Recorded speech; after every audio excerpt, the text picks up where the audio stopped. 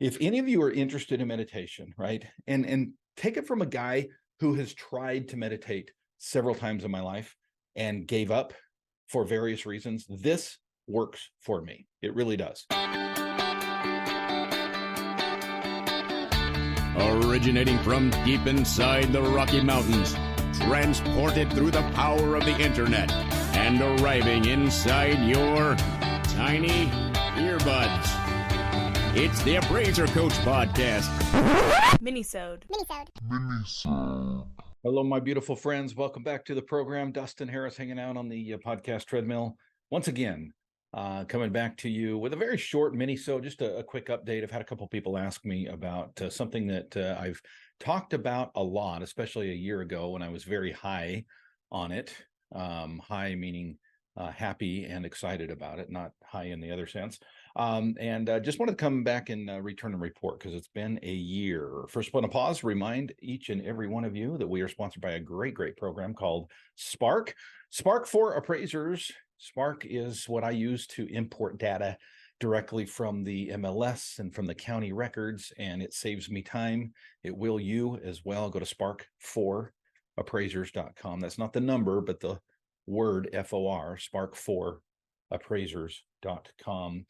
All right, folks, let's talk briefly about Transcendental Meditation, TM, as it is sometimes called. It is a popular and gaining more traction way to relax yourself. It is it's different than traditional meditation.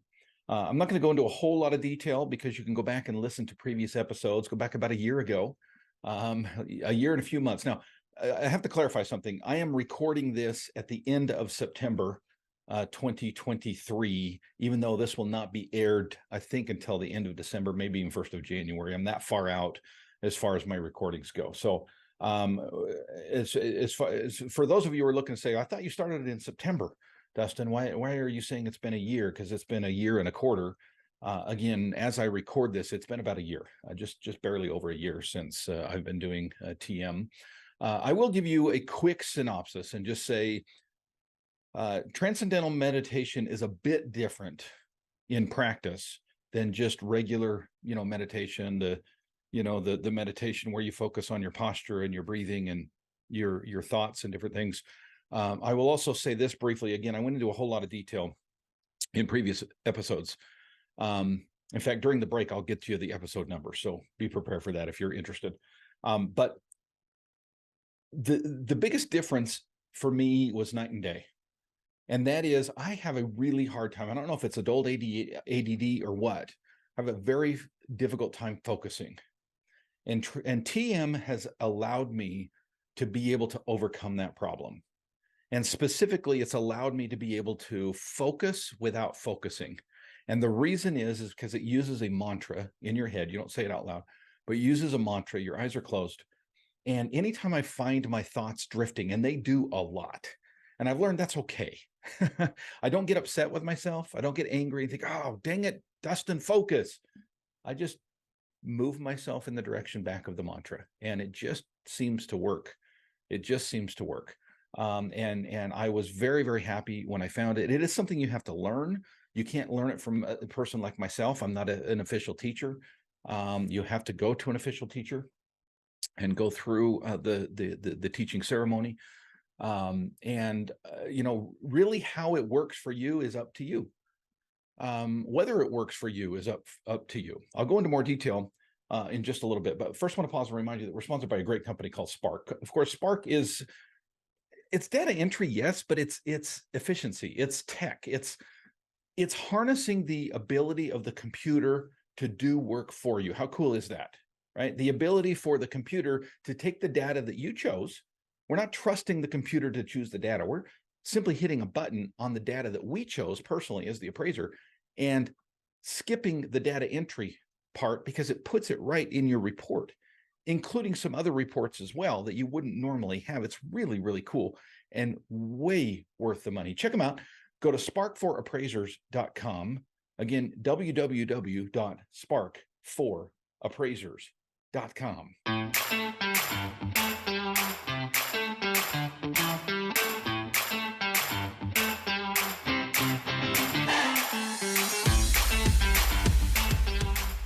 All right, folks, welcome back to the program. During the break, I did take a quick peek at the past episode. It is number 792. 792. It is titled "The Way Transcendental Meditation Has Changed Dustin's Life."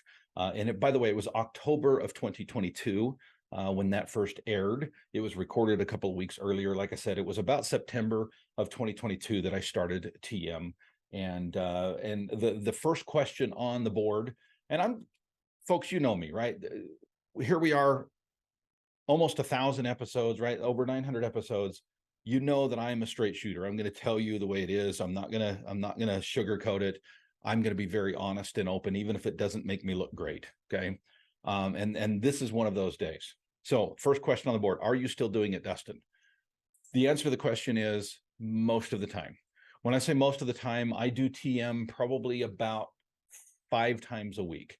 Now, first of all, if you listen to that previous episode, you know that TM works best if you do it twice a day for 20 minutes a day.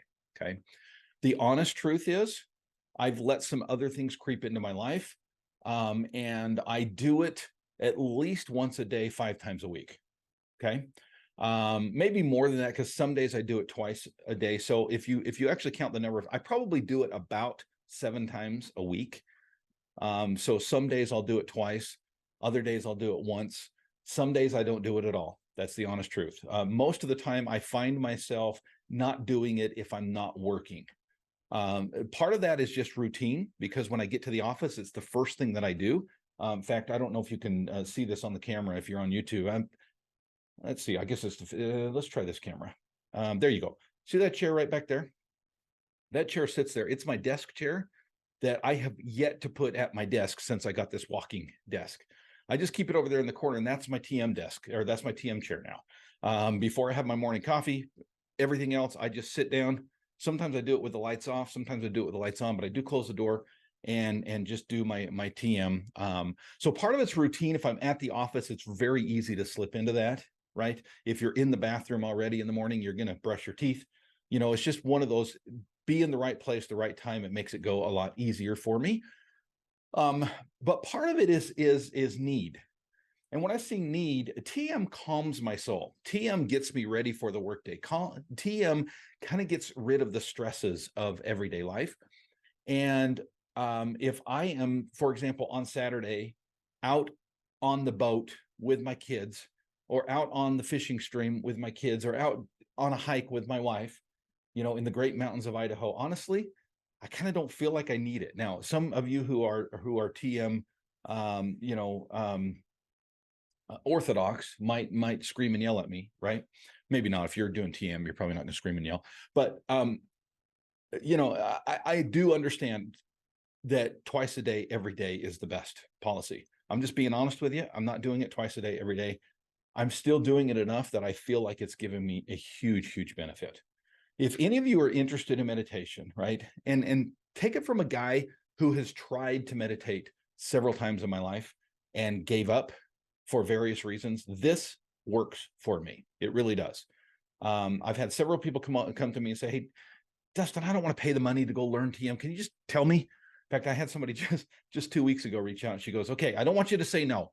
I'm like, "Okay, for what?" She goes, "I just want you to teach me TM." I'm like, "Liz, I can't teach you TM.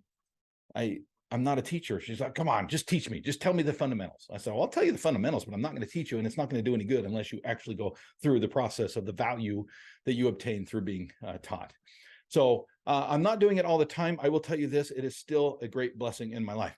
There's been a couple stresses in my life lately. My mother-in-law had a major stroke. I absolutely believe that TM got me through that in a much, much better way than I could have. And we're still not through it. I mean, we're still dealing with the repercussions, but that's a challenge, right? It's a difficult thing to go through. Some other things going on that have allowed me to just feel a little bit more light and a little bit more able to handle the day-to-day. So I'm still very high on the practice. I'll still continue to do it. Big hat tip to my friend Rob Bodkin, who introduced me to TM, mastermind, a friend of mine, and grateful to him to share that with me, and grateful that I've been able to keep it up. So that's it, folks. That's the update on TM. Thank you for joining me today. So good to see you. Thank you for being here. Thank you for spreading the word. Thank you for liking, right? I know it's stupid. I know it's such a silly thing, right? And every YouTuber says, like this and subscribe, and it helps, and blah, blah, blah, and you're tired of hearing it, folks. It really, really, really helps us. And it just takes a second. Will you do that? Just hit like and hit subscribe on the YouTube channel. Really appreciate it. Thank you, guys. Go create some value. You've been listening to the Appraiser Coach podcast with Dustin Harris. If you like what you hear, please give us a 5-star rating and post a short review on iTunes. For more in-depth insider information on how you can make more money as a real estate appraiser, visit theappraisercoach.com and sign up for the All-Star team today. Thanks for joining us. And now, get out there and create some value.